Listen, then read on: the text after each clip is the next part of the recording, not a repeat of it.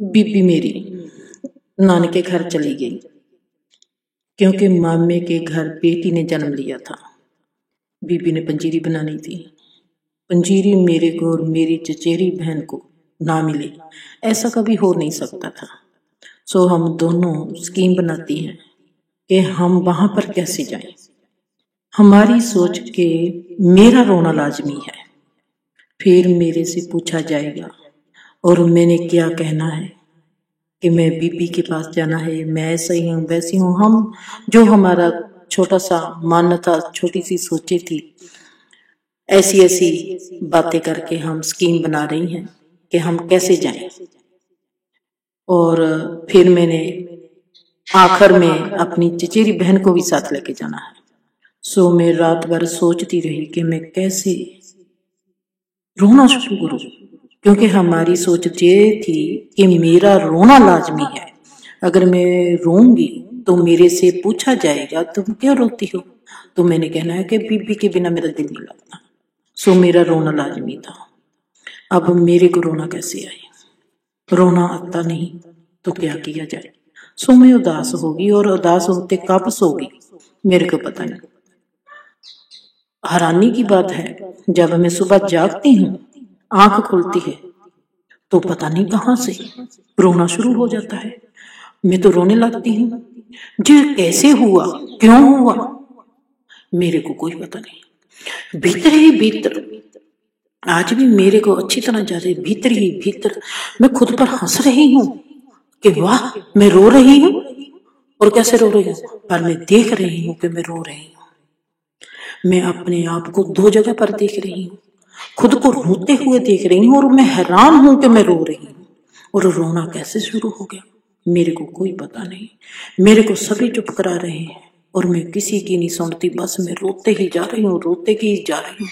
और भीतर मेरे को पता है कि भगवान देखता होगा तो वो भी मेरे पर मेरे साथ हंसता होगा। मैं और भगवान उस रोने को देख भी रहे हैं और भीतर ही भीतर मैं हंस रही हूँ कि अरे वाह ये कैसे हो गया, ये रोना कहाँ से आ गया, जिसके लिए हम इतनी बड़ी सोचे बना रहे थे, स्कीमें बना रहे थे, ये तो अपने आप ही शुरू हो गया। जब मैंने किसी की बात नहीं सुनी, थोड़ी देर के बाद बापूजी आते हैं और बापूजी ने आकर कहा कि मेरे को पता है इसको इसकी माँ की याद आती है और मैं इसको छोड़ने जाता हूँ। अब मेरा रोना तो बस हो गया। मैंने अपनी चचेरी बहन की ओर देखा, उसको जाने की इजाजत न मिली और मैंने उसको इशारे में ही कह दिया कि तुम्हारा काम मैं कराऊंगी, मतलब कि तुम्हारे लिए मैं पंजीरी लेके आऊंगी। मेरा रोना तो खत्म हो गया। मेरे पर एक सवाल सवार हो गया कि बापूजी को कैसे पता चल गया कि मैं नानके जाना चाहती हूँ। बापूजी की तरफ मैं देखती जाती हूँ। बापूजी ने अपनी साइकिल पर बैठाया और मेरे को नानके घर छोड़ने चल पड़े। मैं हैरान रास्ते में देखती जा रही हूँ, बापूजी को बार बार देखती जा रही हूँ। मैं देखती हूँ ये भी आज भी मेरे को जा रहे कि मैं देखती हूँ बापूजी मुस्कुरा रहे हैं और मैं देखती हूँ कि बापूजी मेरे लिए जैसे पता नहीं क्या चीज है कि इनको कैसे पता चल गया, इतना जानी जान मेरा बाप, तो उसको पता चल गया मैं नानके घर जाना है और मेरे को नानके घर चले गए। मेरा रोना का तो पंजीरी को भी दिमाग में निकल गया। बस मेरे दिमाग में बापूजी को कैसे पता चला कि मैंने वहां पर जाना है, बापूजी ने कैसे कह दिया कि इसको इसकी माँ की याद आ रही है। मेरी और कि कहीं मेरी और मेरी चचेरी बहन की बात तो इस बापूजी ने नहीं सुनी। बापूजी सवाल पर सवाल मेरे में डाल रहे थे। 20 साल के बाद मैं हजूर साहब जाना चाहती हूँ, कोई लेके नहीं जाएगा तो मैं कैसे जाऊं। अब मेरे को या तो बहाना चाहिए कोई, या फिर कोई ऐसी अच्छी सी कहानी चाहिए कि वो बिक जाए। मेरे को देखना पड़ेगा कि इस पब्लिक में, मतलब कि इस फैमिली में ऐसा कौन है मोहरा जो मेरी कहानी को पसंद करेगा। और आपको हैरानी होगी कि मेरी कहानी को मेरी माँ ने पसंद किया और मैं हजूर साहब जा रही हूँ। बीबी, बापूजी, मेरा छोटा भाई, चाची की बेटी, हम सब हजूर साहब को जा रहे हैं। हजूर साहब को जाते जाते एक पल ऐसा आया कि मैंने बापूजी की ओर देखा। मेरी कहानी की जो जीत की खुशी थी, जो मेरे चेहरे पर मुस्कान थी, चाहे मैं उस मुस्कान को देख नहीं सकती, पर मैं उस मुस्कान को अनुभव करने लगी। बड़ा ही चमत्कार। मुस्कान मेरे को देखती नहीं, पर मैं मुस्कान को अनुभव कर रही हूँ। बापूजी की ओर देखती हूँ, मैं देखती हूँ जो मेरे चेहरे पर मुस्कान है उस वक्त जब 20 साल पहले बापूजी मेरे को नानके घर लेकर गए थे, ये मुस्कान बापूजी के चेहरे पर जो थी, आज वही मुस्कान मेरे चेहरे पर है। ऐसी मुस्कान बापूजी के चेहरे पर थी। राज खुल गया। बापूजी नानके घर मेरे को नहीं, खुद को लेके गए थे।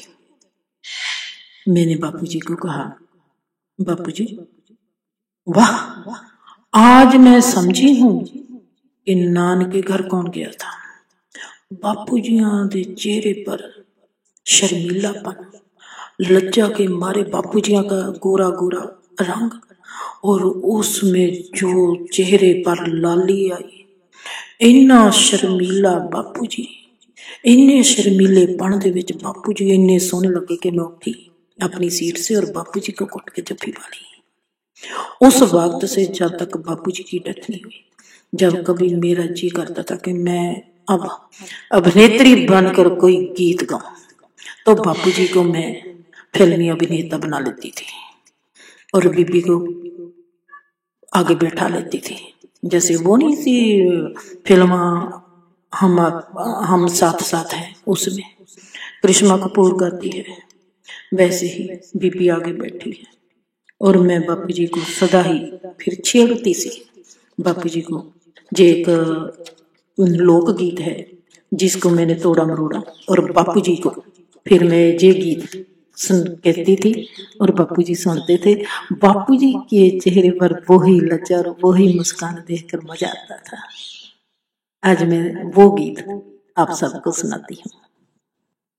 सोना सोना उल्लू बना ज्ञानी बीबी ए बापू जो मेरा, सोना सोना उल्लू बना ज्ञानी बीबी ए बापू जो मेरा। पित्तल की थाली में पंजीरी परोसी, पित्तल की थाली में पंजीरी परोसी, खा के खिला के रंग ला ज्ञानी बीबी ए बापू जो मेरा, खा के खिला के रंग ला ज्ञानी बीबी ए बापू जो मेरा। सोना सोना उल्लू बना ज्ञानी बीबी ए बापू जो मेरा। टूटी सी साइकिल पर लेके आया, टूटी सी साइकिल पर लेके आया, अपनी ही दाल पका ज्ञानी बीबी ए बापू जो मेरा, अपनी ही दाल पका ज्ञानी बीबी ए बापू जो मेरा।